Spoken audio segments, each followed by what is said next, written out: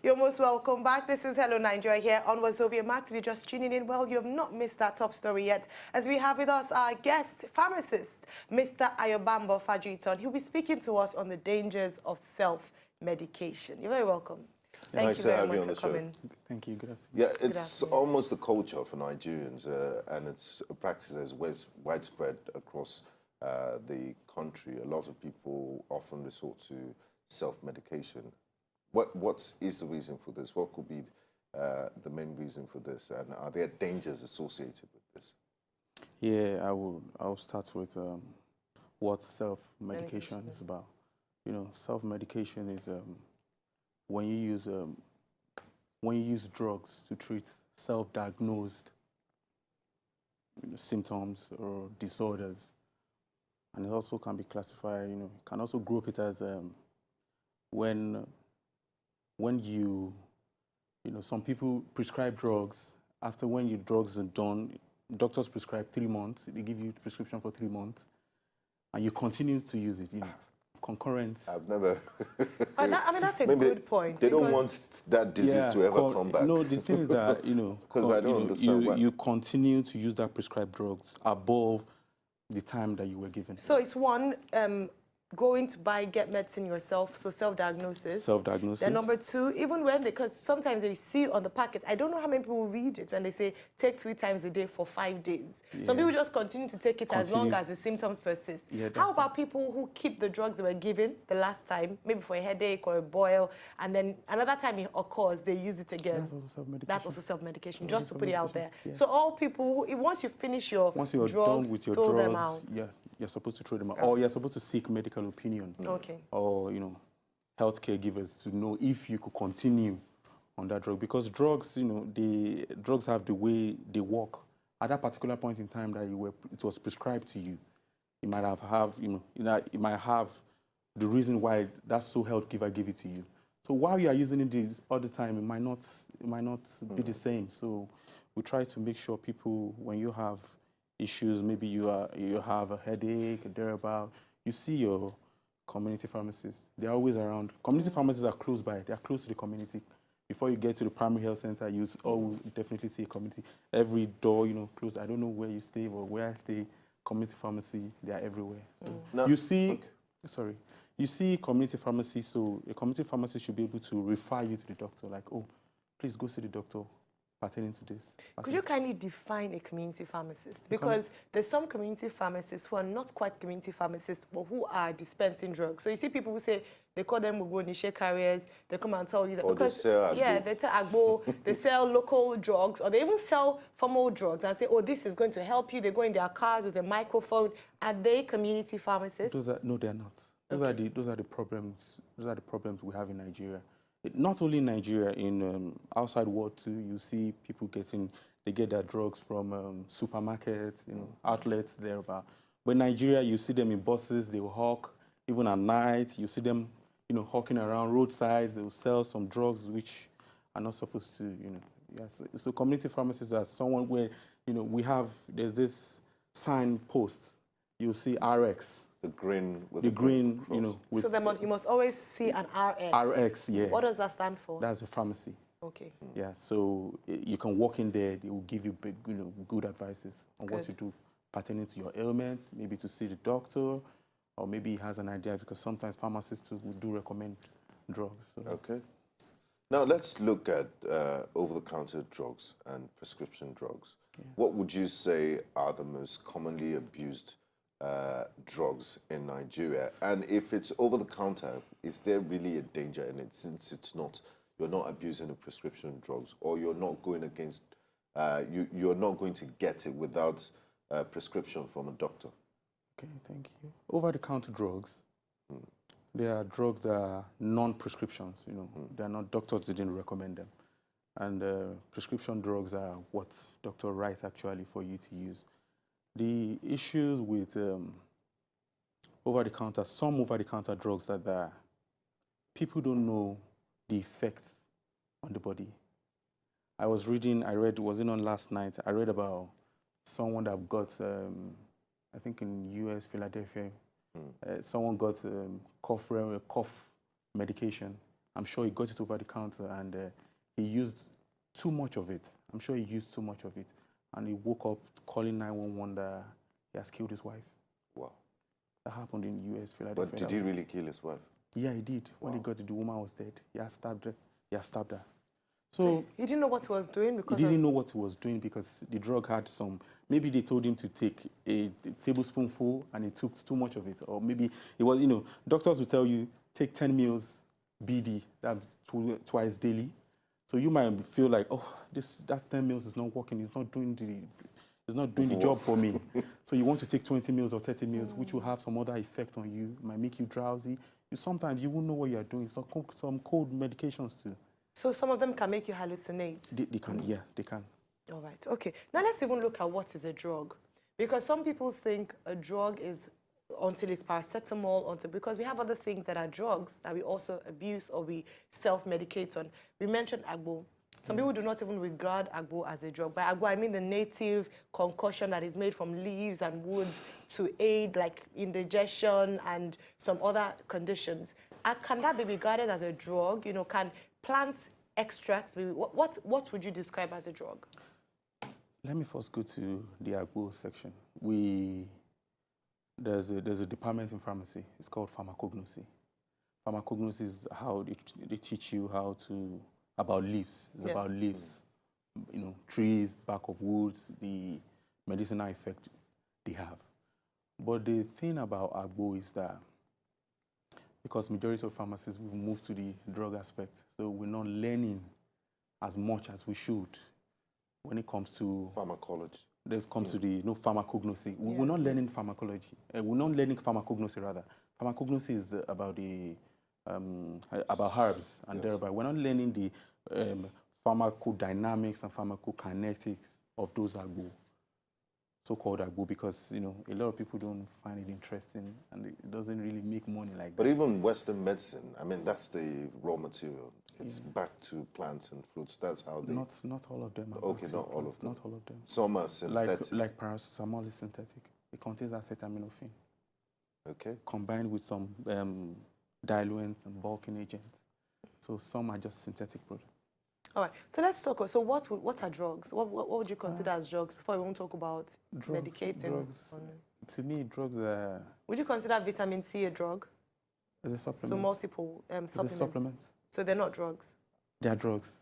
Drugs are anything that has to do with, they have, when you take them, they have specific function. They have what they are going to the body to do. That's what is called a drug. So you can self-medicate on vitamin C or supplements?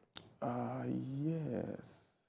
Can you abuse it? Where do you are not supposed to abuse it. So we draw a line, okay, unlike some drugs, we draw a line when we tell you that use vitamin C, you shouldn't go over 1,000 milligrams. So when you go over 1,000 milligrams, maybe it's going to have side effect on your liver, your kidney. Your liver helps to break down drugs. Your kidney helps to excrete it out of the system. So that's when we draw a line. When there's always a recommended dose or dosage for people to use. Paracetamol, you have to take 500 milligrams. 2 of it, that's 1,000 milligrams. You shouldn't take it more than 4 times in a day. When you take too much of that, of paracetamol, as small as the paracetamol is, it contains acetaminophen that could cause a hepatotoxicity of the liver. So it could affect the liver. So we try to tell people that, when you've been prescribed to use paracetamol 500 milligrams, just go to it. Use the paracetamol.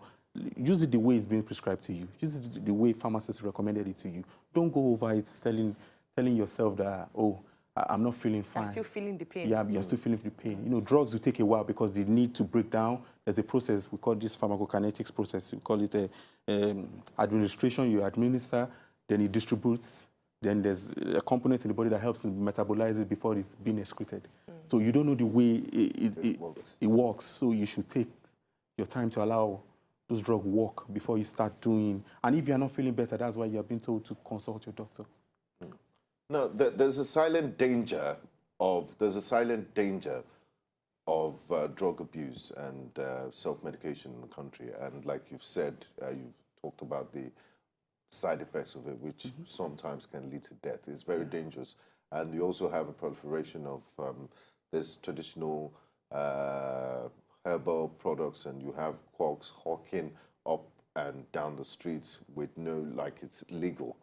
What is the Pharmaceutical Council of Nigeria and the National Food Drug Administration and Control doing about it? Yeah, because if we don't check this danger, it might lead to a serious epidemic in future. I worked with NAFDAC. That was in 2014. I was an intern with NAFDAC. And what I know NAFDAC, you know, they do a lot. They try to... I never see them on the streets getting these guys. You wouldn't know. It's like a raid. Okay. They wouldn't let you know when they come in, or you wouldn't know when they come. I've worked in a pharmacy before, and NAFDAC came around. I was a NAFDAC staff, but they didn't know, but they came around. So I was like, how come? How did NAFDAC? When did NAFDAC come? And I didn't know. So sometimes they do and I've seen in the news sometimes, yeah, NAFDAC pharmacy keeping expired drugs and all of that. Yeah, they've raided. Yeah, they raided a few too. NAFDAC is really strict about it, about expired drugs, about people hawking drugs because of the effect on the liver, on the body. They go around to raid. I know the enforcement department of NAFDAC. Right. And PCN too has been doing a lot. What PCN stands for? That's Pharmacists Council of Nigeria. Wonderful. And Pharmaceutical Society of Nigeria. They go a lot to counsel, you know, self-awareness, educate people about self-medication. You can't just self-medicate because the dangers are, you know, what leads to death. All right. Now, we've heard that the dangers of self-medication can be as fatal as, of course, death. We will take a quick break right now for that to sink in and you digest it. When we come back, we'll continue speaking with Dr. Fajuyiton, and he will continue to speak, Mr. Fajuyiton, and he'll continue to tell us about the dangers of self-medication. This is Hello Nigeria. We'll be back.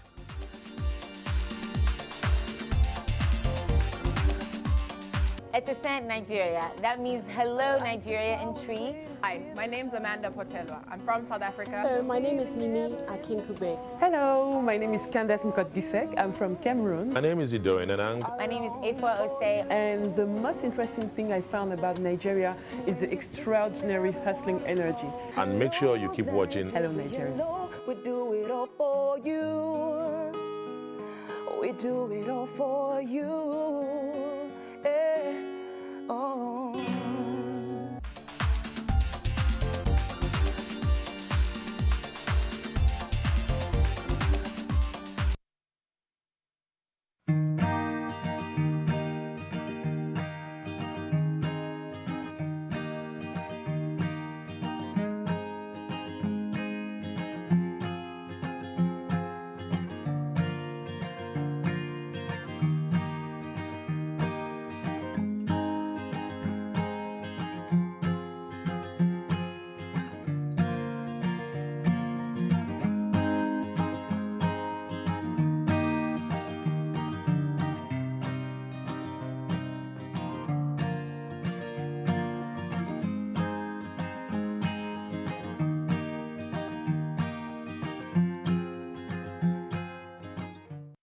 I'm really glad that we saw that video. You're welcome back, by the way. This is still Hello Nigeria. We're looking at the dangers of self-medication on Health Tuesday.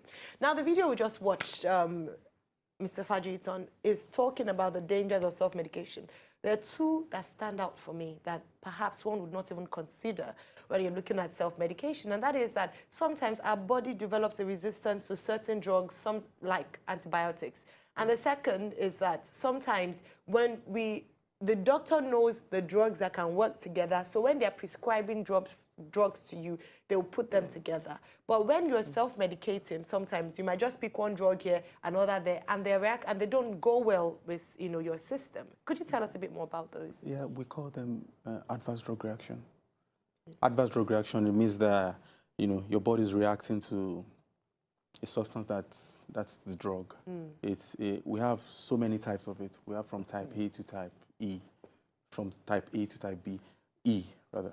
So then one that I'm quite so familiar with is the type B.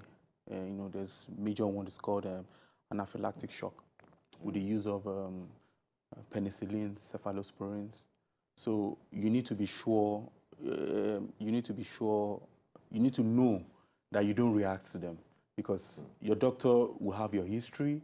They know which drug works well for you. And they ask you questions. And they ask you questions before they prescribe such drugs to you. I've seen someone use augmentin, and you know, they had an anaphylactic shock. They had to be rushed back to the hospital. She went to the pharmacy to just, she wants augmentin. She had used it before, and she didn't know why the doctor prescribed it at that moment. But she felt she could reuse it because of, she felt that was the same symptoms. She was getting the same symptoms, so she felt, something. And again, we have this thing, malaria, typhoid. People think they are the same. They give almost the same symptoms. So I know, like my mom, whenever she has some little symptoms, she'll tell you, oh, that's malaria. So she goes to use malaria drugs. So, we try to talk to them, educate them about the adverse drug reactions that you might use drugs sometimes and it to have some bad effect on your body, on your system. So you have to be careful. You have to make sure you talk to an expert that knows about drugs. Now, you're a pharmacist, and are there certain rules to what you can, obviously there are certain rules to what a pharmacist should sell and do selling to minors.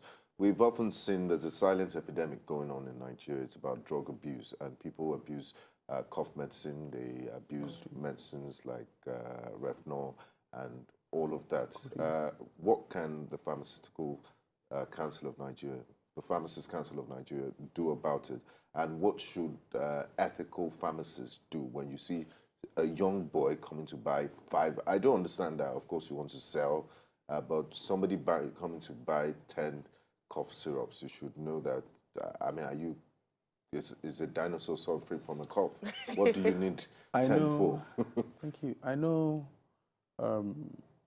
Pharmaceutical Society of Nigeria, when you open a premise, they give you what is called a poison book.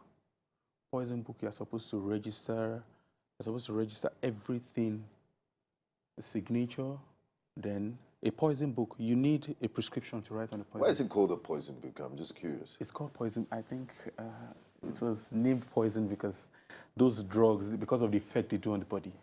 So that's so what their side effects or their side effect. They have so strong side effects. If you use those cough syrups that contains codeine. What are some of the side effects of cough syrups like that? Because some people are taking it and they don't even understand what they're doing. For them, they use it for recreational purposes. Yeah, recreational purposes. Yeah, but what are the side effects? What are the evil side effects?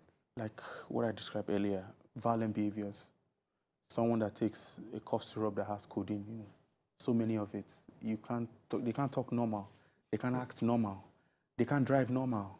So whether we like it or not, they are affecting someone that's affecting someone. How about the health impact of it? The health impact is that it damages a lot of things.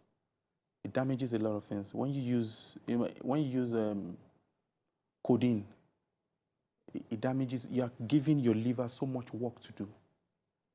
The liver helps us to break down all these drugs. It breaks them down to smaller particles for the body to use. So you are giving your liver so much work to do. A heavy workload. Heavy workload to do. It's like an engine. When you are driving and you want to go up a hill, how the engine, it gives the sound. So that's what it does to the liver. And the kidney too, that helps to excrete it out. So if you're bombarding it with If you're bombarding it with so much thing, you are damaged. Definitely, at some point, it will fail you. Now, back to the poison book. You said something about signatures. Yeah, drugs like Refnol, flunitrazepam, you're not supposed to sell it. A pharmacist is not supposed to sell it, except you see a prescription.